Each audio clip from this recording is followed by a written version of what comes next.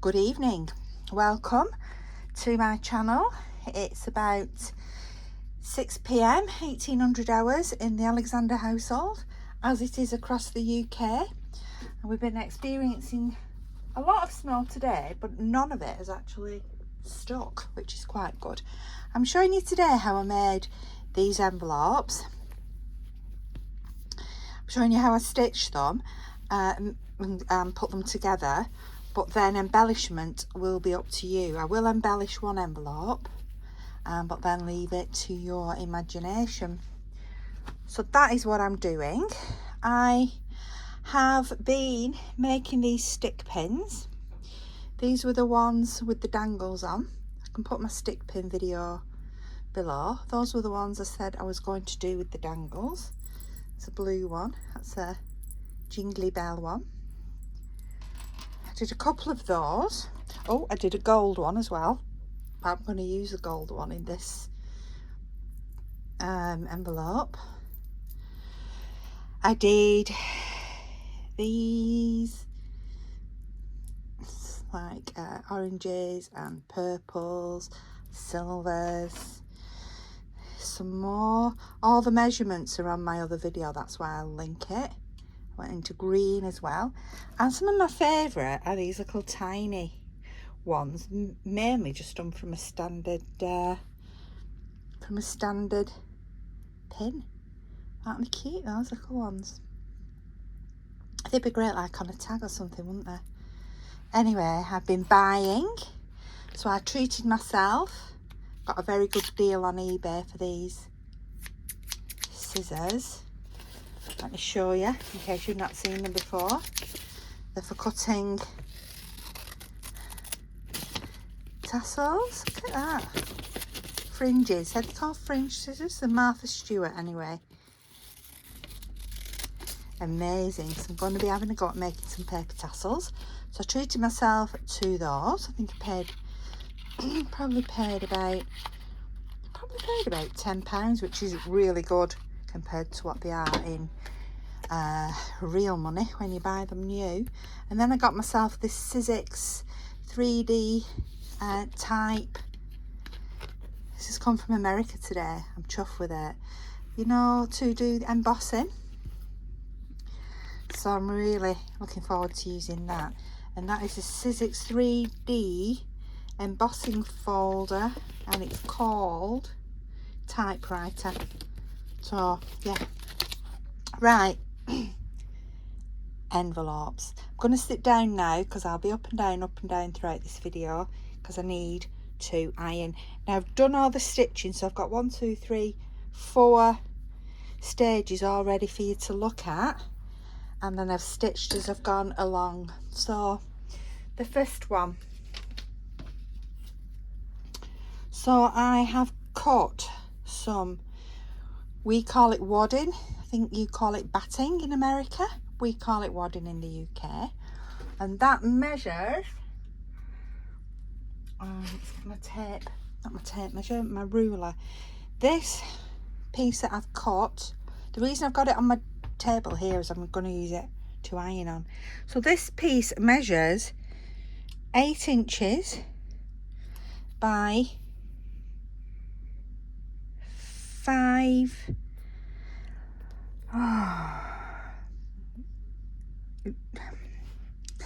Here we go. There's 5.5 and then 1, 2, 4 little spaces. So 5.5 and 4 little spaces. In centimetres, it is 15 centimetres by 20.5. I'm going to have to get to understand these. Let's do it again. So it's 8 by, so here,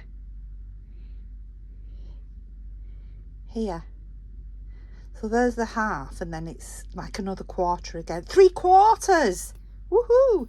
That's what this measures. And then I've got coffee dyed fabric here. You can use whatever you want, whatever fabric you want to use, and that measures Now, although there is sewing in here, it's really simple sewing because I am not a sewer at all. 7 by 8 inches, which is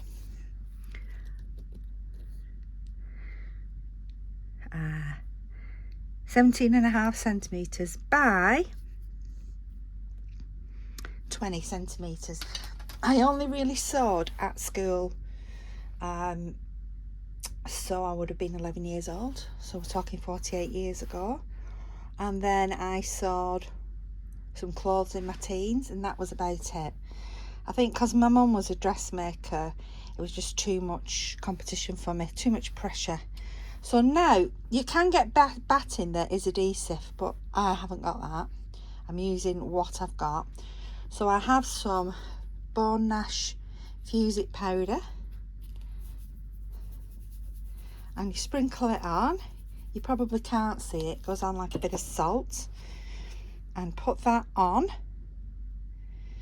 Now, as long as you leave about 2 centimetres at the top, a good, no, perhaps just under 2 centimetres, a good 1/2 inch at the top, because the bottom bit can be trimmed off. Now I've got a hot iron here, and that will adhere, the Bone Ash will adhere, the Bone Ash and the heat will adhere this wadding to this fabric. Let's just turn it over.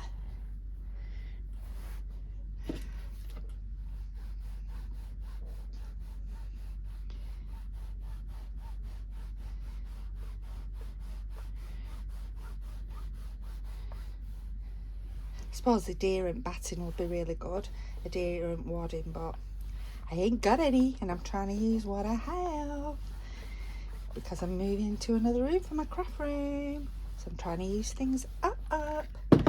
Right, so that is on there. See, that's stuck onto there.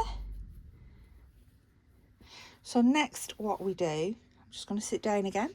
You get an ordinary dry glue stick, and the top bit there, you go along your batting, wadding, go across.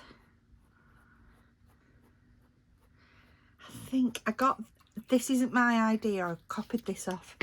I'm sure the site was called So Simple, I'm sure it was. I have subscribed to it actually, but I just can't remember off the top of my head. Right, so that goes on there, and on the other side that gives you a really nice neat edge. So then get your scissors. I nearly picked up my Martha Stewart ones then. I'd have been shredding it, and just trim off any excess. There'll be lots of trimming involved, so as long as you don't go smaller than your wadding piece, just trim. Now, I don't mind these frayed edges. That'll be up to you. If you don't want a frayed edge, then you would have to hem that round. So that is the first stage. Right, stage 2. Here we go. That's stage 1. So stage 2, once you have fastened your inside of your envelope to your wadding with the Bone Ash or the double set or the adherent batting, you need to just carefully stitch around the edge. Now, perhaps you don't want to stitch around the edge. If you've not got a sewing machine, it doesn't matter. You don't have to stitch around the edge, but you could just sort of just check around and maybe use a bit of fabric tack to ensure those edges are fastened down. Right, so what you're going to do next is, I've got 2 pieces of fabric, and each one is 12 inches square. So that's what, 30 centimetres square. So what you do, this is a hand dyed one here, you can see the difference in the colours. This is dyed in peony pink, got a little bit stuck to it. So what you do here is, I'm just going to take this off at the moment.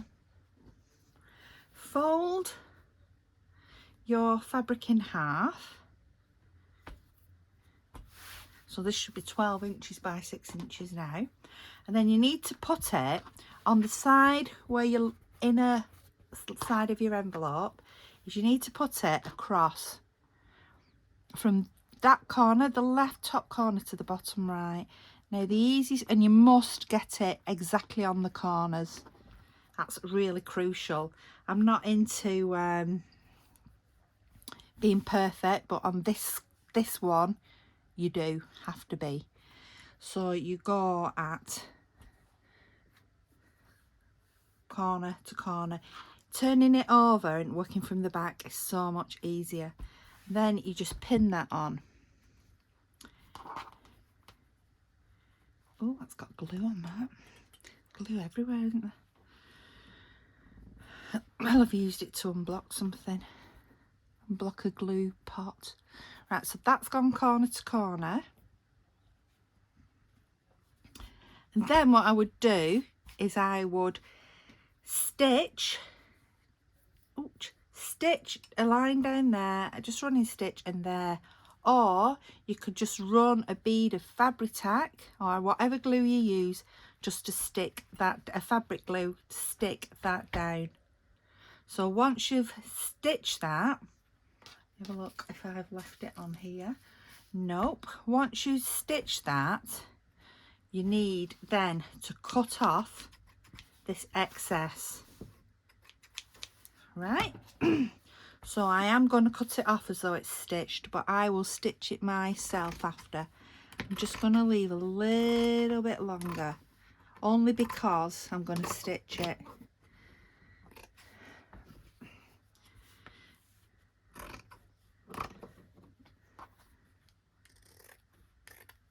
Because it's easier to trim a bit off than not have enough. Don't you agree? So that is that side. Remember, you will have either stitched this or fabric tacked it, so it will all be very nicely round there. And then you get your next piece that you've chosen, fold that in half, and you go from top right to bottom left, like that. You don't have to use all mismatching fabrics and things, but I think it it looks rather nice. So again, hold on to it, turn it over and pin that piece in place if you're going to stitch it. If you're not going to stitch it, then get your glue and glue it down. Or you could pin it, cut it. These will all be neatened up after, trust me.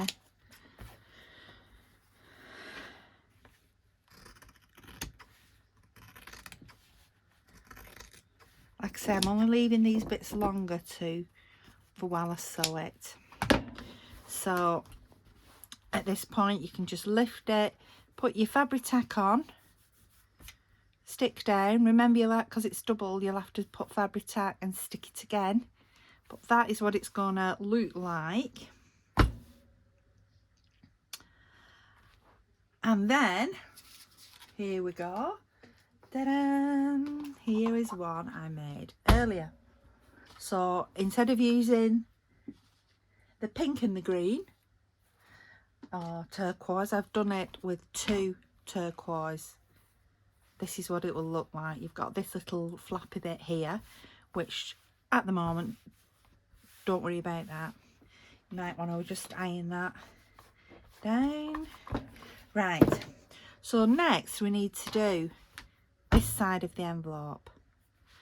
So I have chosen this fabric and I have already torn it to size, and it measures 25 centimetres by 21.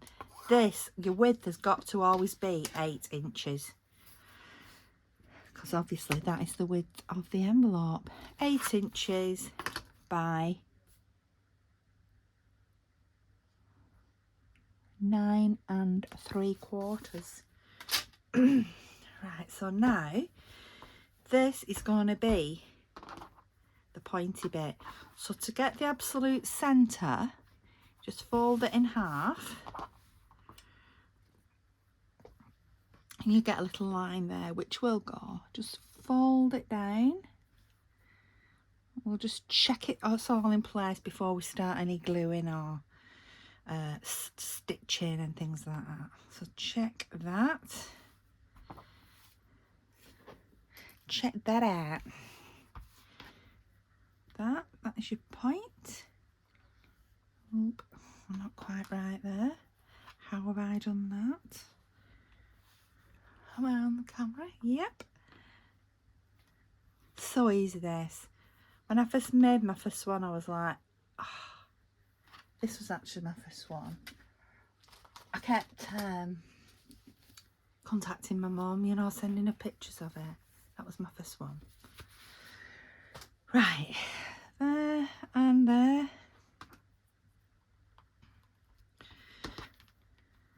So just check it all first.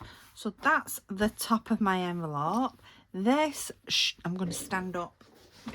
This should fit exactly right there. And it does. Yeah, it's a bit longer at the bottom, but no fears. But that can be trimmed off. So just adjust that to where you want it. That will fall down. And there's is the envelope. Now, how do we fix this to this? We need our little make do ironing board again. I have, and I can't remember what it, oh, should I say I haven't, but I've ordered some more.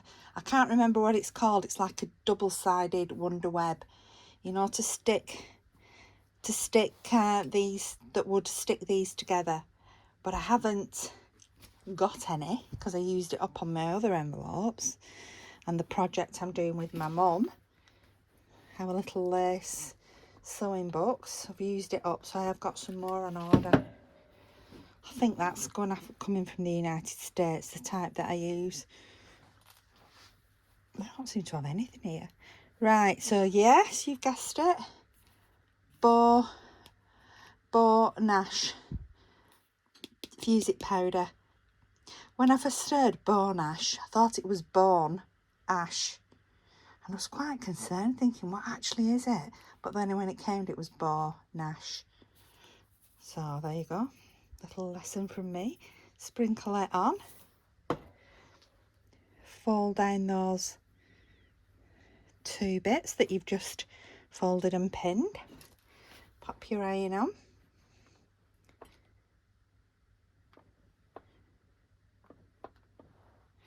I've done something really mean. I didn't mean to be mean, but it's my mum, who was this seamstress, an amazing sewer, amazing artist, amazing craft person. Still is. But when I was a little girl, if I did anything wrong, she'd like, unpick that, do that again. I painted a picture, no, that's not good enough, do it again, do it again, do it again. Anyway, yesterday we're working together and we're making our little lace box, doing these jean rag inspired lace box. And you see how that's fixed down now? So now we are going to sprinkle Bow Nash on here.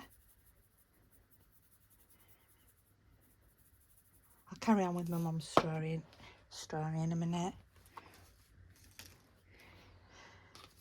Get your envelope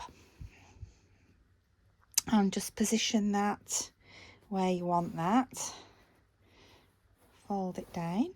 Then I'm just going to quickly turn it over and I'm going to iron this.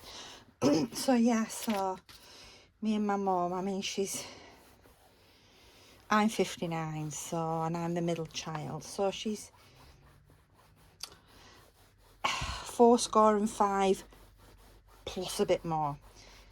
She'd hate it if I said how old she was on YouTube. So my mum yesterday was making her lace book, and we were working it out together what we needed to do, which has been really, really good, because I have learned a lot from my mum. Anyway, she made a mistake in the corner and it had like puckered a little bit. And as you know, as a journaler and what have you, no problem, because what will you do? You just cover it up. Just cover it up, it's not an issue. But I said to my mum, that's a disgrace, Shirley. I'm only joking. But I was sort of saying what she used to say to me when I was a little girl. I went, oh, that's a disgrace, Shirley. And she said, what is? And I said, that. I said, you would never have accepted that of me when I was a little girl. So I said, so your homework is to take that home with you and repair it. So she has a little craft bag. She puts her things in. Anyway, today I'm just making these. I was busy doing some of these, and my WhatsApp rang, because even though her age, she's very good on WhatsApp. And there we're on the table all spread out. She said, I've unpicked my book. She said, I've unpicked it, Sharon, like you said. I've done my homework, I've unpicked it, and I'm going to repair it and make it right. I felt really, really bad.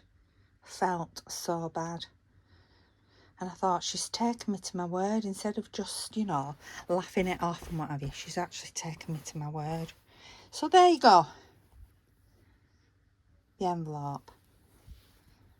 It's pretty, that, isn't it? We've used these on our lace books, me and Mum. Can't wait to show our lace books. All we've done is started to cover the outside of the book. It's good. We've been doing it for 2 months. It's going to take us forever, because we're actually working quite snail's pace. This sort of crafting is new to my mum, and we're trying to and making a fabric book is new to me, so we're just trying to work it out together. Right, here we go. I've got some embellishments and things here that I have chosen. So here is my fabric envelope. Oh, right, let's go back here. Once you've got your envelope, you can then stitch around it. So I use a tiny, tiny zigzag stitch and go all around the edge, and that really does tidy it up if you're not a straight stitcher like I'm not. I also just do a running stitch across there, because it's not quite stuck down there. I'm using bone ash just to secure it. Right, let's just stay in that. Yeah, so stitch around, tiny, tiny zigzag stitch. Tiny zigzag stitch. When I've finished these envelopes, I'll do another video to show you how I've embellished them all. So a little tiny zigzag stitch around. And that's all you need to do. You can zigzag stitch here if you want to, or whatever stitch. Run a running stitch there, or you don't need to do anything. If you've glued it, you've glued it. You could do a bit of slow stitch, I suppose. So here we have a completed one. Let's just cut all these bits off. So I did this one earlier, so I could show you how I'm going to choose to embellish this. Embellishing is always, of anything, is always my favourite part. My husband's been decorating in the lounge, you know. I can't wait to get in there and start adding all the bits and pieces. And right, so as you can see here, you can see where I've gone along in the little tiny zigzag stitch. It's not perfect, but I like it. For me, I like it. Very bohemian. So I've got the tea stained fabric there. I've got some orange cotton here, some orange, this is like garden. This was more difficult because I had to line up the little birds' houses to make sure they were on as straight as I could get them. So what do I do to embellish? So I have a good route through everything I've got. So I have like drawers of serviettes, cotton serviettes, tray cloths, doilies, lace, all sorts of things. So I have a good look through there and I try a few things out. and see what I'm going to do. Now I had made this, I made these clips, these stick pins specifically as a closure for these. Now you don't have to have a stick pin closure. This one I have got a vintage brooch, little fairy brooch, that's a vintage brooch, and that is the closure for that one. See, I've added some daisies, I've added lace. This is made out of an old tray cloth, more vintage lace. I put a piece of this is raspberry dyed cotton on there, just so it looked like an envelope on that side. This one I used a stick pin. I put some vintage flowers there, nothing on that side because this is rusted. This is from one of my I put a link to it below it. They're in my shop, and it's the roll where I roll and roll and roll and roll and roll up lots of different fabrics and laces and ribbons and all sorts, and I throw some rusted items in as well. And then this one I've dipped it all in beetroot dye, let it dry out, and then it's amazing to unwrap with all the different things. So that one has got this one's got vintage beads on, and then I put this little flower that was a rosette flower on some ribbon. So I'm going to do this. So I made this specifically for this. So when I had a good route through and I was looking at my envelope, I thought, oh, that is a bit of a boring side. Lovely colour, boring side. So I was looking through my doilies and I saw that. What do you think? I thought that looked great. It just looks like the front of an envelope. So I'm going to get my fabric tack. I'm not going to stitch this on. You can stitch them on if you want to, but remember, if you're stitching something on here like I did there, stitch it on before you attach it all, because once it's on, if I stitch that now, it would just stitch everything together.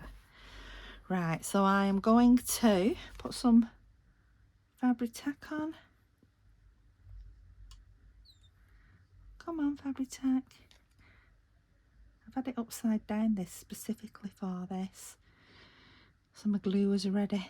I've got a brand new bottle of fabric tack that I bought for me and my mum for doing our books. I don't use it. My mum bought me a huge Mod Podge. So I actually think that's the back.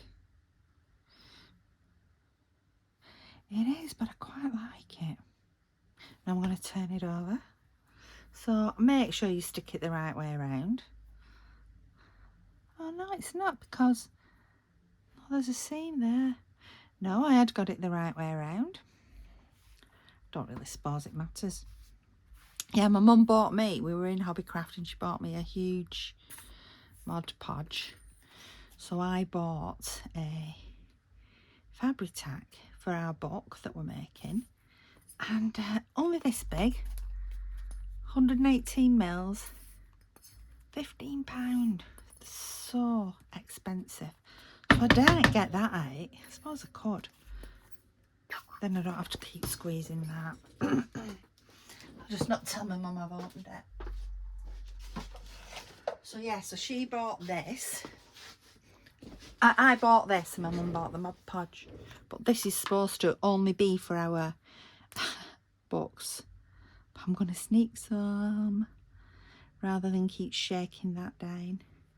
So I'm just putting it around the little rosettes there, because I don't want it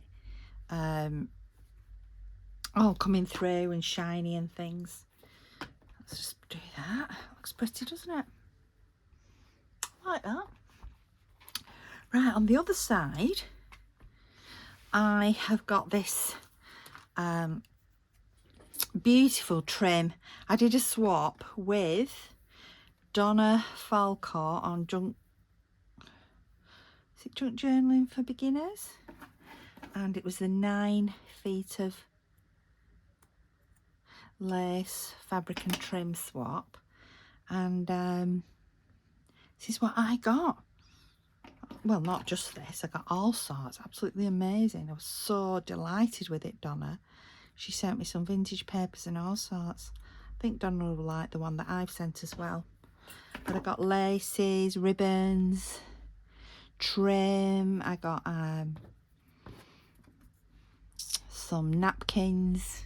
I could show you next time. I could do a video just on Donna's. Some bits are missing because, you've guessed it, my mum said, oh, these will look nice in my journal, in my vintage sewing book. But my mum's vintage sewing book is for me. She's making it for me because my mum has lots and lots and lots of bits of vintage sewing ephemera. So she's making hers for me. Right, that's on there. Inside here you have got this quite a big opening. You can leave that if you want to. I'm just going to put a little bit of glue on here just to fasten that down. Right, next I have this amazing applique, and I wasn't going to use it because it's just amazing, but then I thought, you know, you've just got to use these things, haven't you? You can't just not use them. That's what we buy them for, is to use them. So I'm going to use it. I'm going to cut that a bit off because that's a lovely piece in itself. Right, put that on my book. And this one I'm going to put here like this and have this bit of the applique, you know, hanging over like that. I think that'll look really nice. So let's just put that in its place.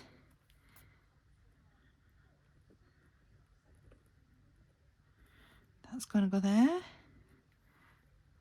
This is going to go here. Let's just glue these bits down. It's good to get them in position first because you throw all your glue on it and then you end up with glue exactly where you don't want it. So make sure you've got it in position first. I'm going to put a little bit of glue under there. A little bit of glue along here. There we go.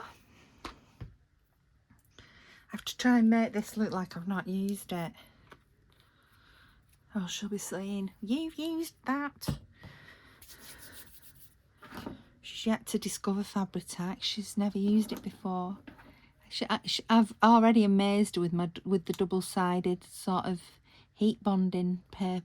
Well, it's paper, but it's fabric. And she was amazed at that.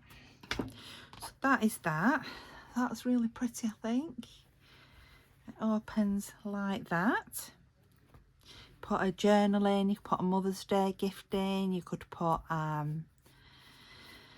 gift for Easter, you could put your Bible in there, handkerchiefs in there. It's lovely. I've got some of these similar made out of handkerchiefs, and somebody yesterday nearly bought them all up. So then you need to put your pin in, your stick pin, and be careful. Oh, bent that one. Be careful not to go right through your... Why does it not want to go through? You don't want to go through at all. What is up with that? Do you know, I don't think it's got a point on. It ain't got a point. I've made it all and it's no blooming point on, so I will have to remake that. So I'm going to remake that. Then I will put that on there and it will look like that. I'm going to have to check all my others. They're no good blunt-ended, are they? So that'll go on there. And this is all made with vintage beads and things. As all of these have been made with vintage bits and bobs. I do sell, I know I'm pushing my sales here, but I do sell the vintage beads and things that I use. Zoom in there for you. I do sell in my shop because the ones that I harvest myself. So you like that? I do. I'm going to put some of these in my shop, but not yet. Not yet. I'm just mad that that's blunt. Anyway, these things are just sent to try us, aren't they? So I'm Sharon. This is Be Divine Vintage. Oh, I know. I could just show you what I got off Donna. No, I'll do that in a separate. I'll do it on a separate one because Donna deserves her own. There we go. So I'm Sharon Alexander. You've been watching Be Divine Vintage. I've been making fabric envelopes and showing you what to do. Hopefully you understand the process. If you don't, just give me a buzz. Well, you don't know my phone number, just give me an email or a message and I will get back to you. Thank you so much for watching, and I'll see you again soon. Bye bye.